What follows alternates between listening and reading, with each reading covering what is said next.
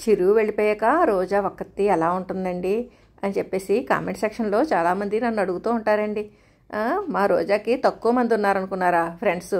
చిరు ఉన్నప్పుడు అది ఒక్కతే. ఇప్పుడు చూడండి, మీకు ఈ పాటికి అర్థమైపోయే ఉంటుంది అప్పు దగ్గర కూర్చుని ఎలాగా తిరుగుతుందో అటు ఇటు.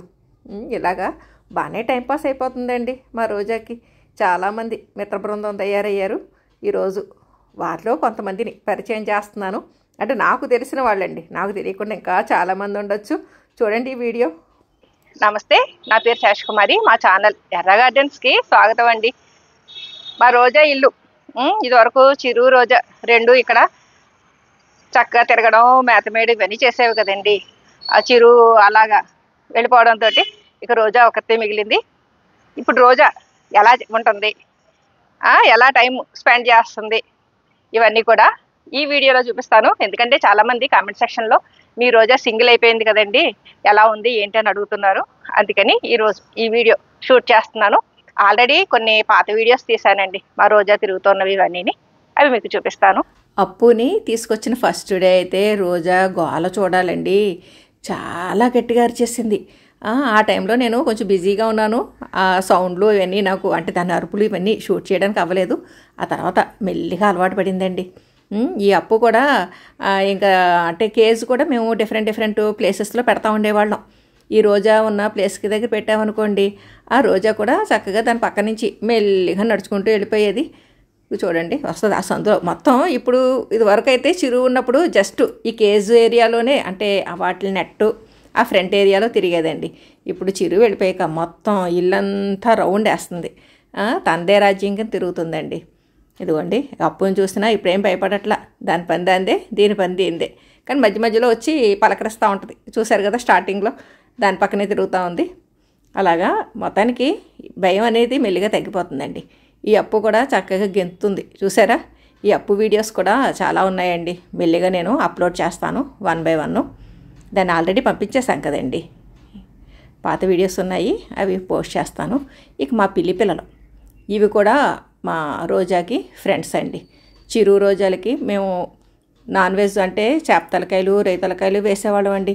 ఈ పిల్లి జనరేషన్లో ఏ పిల్లి వచ్చినా కానీ వాటితో ఫ్రెండ్షిప్, అవి షేర్ చేసుకుని తిండాలు. బబ్లు ఉన్నప్పుడు కూడా అంతేనండి, బబ్లుకి ఆ పిల్లలకి ఫ్రెండ్షిప్ ఉండేది.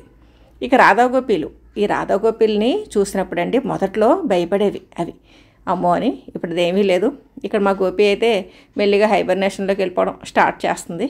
ఈ రాధ కూడా అప్పుడప్పుడు బయటకు తిరుగుతూ ఉంటుందండి.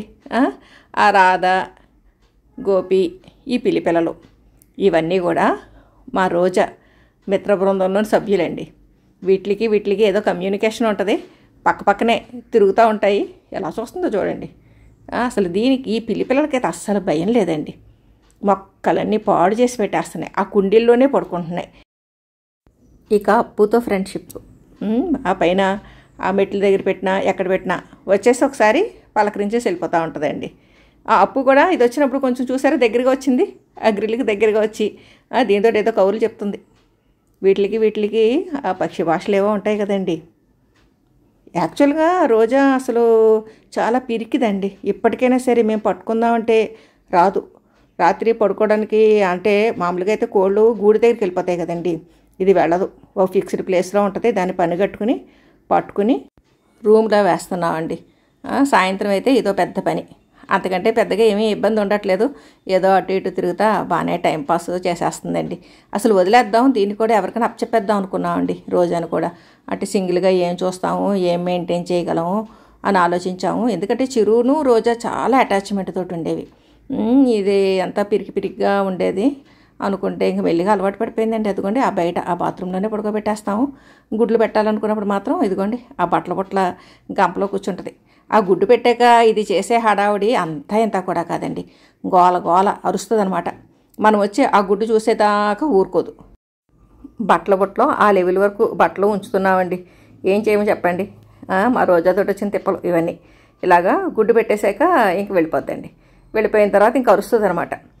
ఆ అరుపులకి మాకు అర్థమైపోద్దండి, ఓహో గుడ్డు పెట్టడం అయిపోయిందనమాట ప్రోగ్రామ్ అని. అలాగా మొత్తానికి ఈ కొత్త ఫ్రెండ్స్ తోటి వీటితోటి బాగానే అలవాటు పడిపోయిందండి. అప్పుడప్పుడు నెట్లోకి వెళ్తూ ఉంటుంది. నెట్లోకి వెళ్ళి అలా అటు ఇటు తిరుగుతూ ఉంటుందండి. తిరిగి మళ్ళీ చక్కగా బయటకు వచ్చేస్తుంది. ఒకతే అయిపోయింది కదా అని ఒక కోడి పిల్లని తీసుకొచ్చామండి. దానికి లిల్లీ అని కూడా పేరు పెట్టాము. అది షార్ట్ వీడియోలో కూడా చూపించానండి. అసలు అమ్మో భయంకరంగా అనిపించింది మాకు. అది పెద్ద గద్దలాగా ఉంది. ఇంకందుకని సరేలే ఈరోజు ఒకతే ఇలాగే తిరుగుతూ ఉంటుందిలే అని మేము వదిలేసాము. ఈ మధ్య కొత్త మిత్ర బృందం కూడా యాడ్ అయిందండి. మేము ఏర్పాటు చేసిన మట్టి గోళ్ళలోకి పిచ్చుకలు జంట వచ్చిందండి. అవి ఏమన్నా గూడు పెడతాయేమో చూడాలి. మొత్తానికి ఇలాగ కొత్త కొత్త మిత్రులతోటి మా రోజా మాత్రం చక్కగా టైం స్పెండ్ చేసేస్తుందండి. రోజా మిత్ర బృందం మాట ఎలా ఉన్నా కానీ గార్డెన్ మాత్రం శుభ్రంగా పీకి పాకం పెట్టేస్తుందండి. చాలా మొక్కలు మిస్ అయిపోతున్నాం. పోనీలే కదా అని వదిలేస్తున్నామండి. అలాగే ఒక మంచి మొక్క, ఒక మిత్రురాలు పంపించిన మొక్క పోయింది.